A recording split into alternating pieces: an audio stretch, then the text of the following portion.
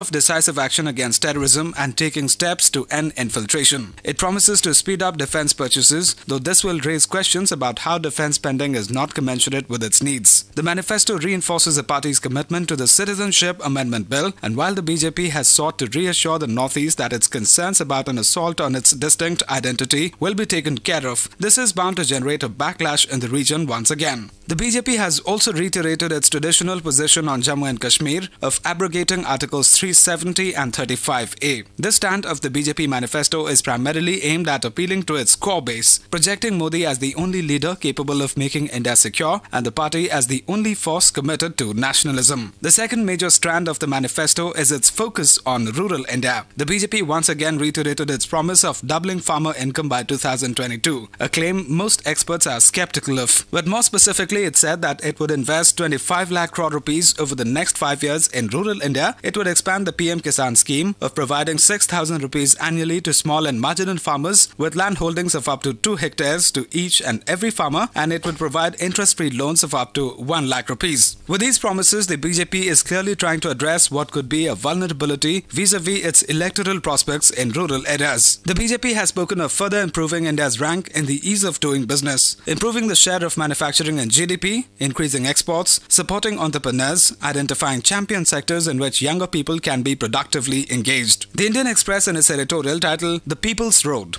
writes, "The full extent of what the government has done through its draconian closure of the Jammu-Kashmir highway to civilian movement for 2 days of the week until May 31 is clear, if it was not earlier after it was implemented on Sunday. Civilian life was thrown out of gear while the government added to its own work, including paperwork, by posting officials along the highway in order to allow exceptions in a range of categories: VVIPs, VIPs, the sick, tourists, government vehicles and employees, students and the like. The people are naturally filled with anxiety and dread about dealing with this. It is no surprise that valley folk have already rechristened the road, a lifeline that connects villages and towns with one another, and to Srinagar, to the airport, to schools, hospitals and to Jammu, as the highway of persecution. Freedom of movement is guaranteed by the Constitution, so it is inexplicable why the Supreme Court has not yet taken note of these restrictions imposed on a section of country's citizens in blatant violation of this fundamental right under Article 19. It is unfortunate that even the Election Commission of India has appeared not to notice how it compromises the electoral process in the name of securing it by disrupting campaigning and constricting the ability of political parties and candidates to mobilize workers, set up public meetings and meet voters. Advertising even in the name of security, this does not wash. The twice-weekly closure is clearly unnecessary, as is visible in how it unfolded on the ground.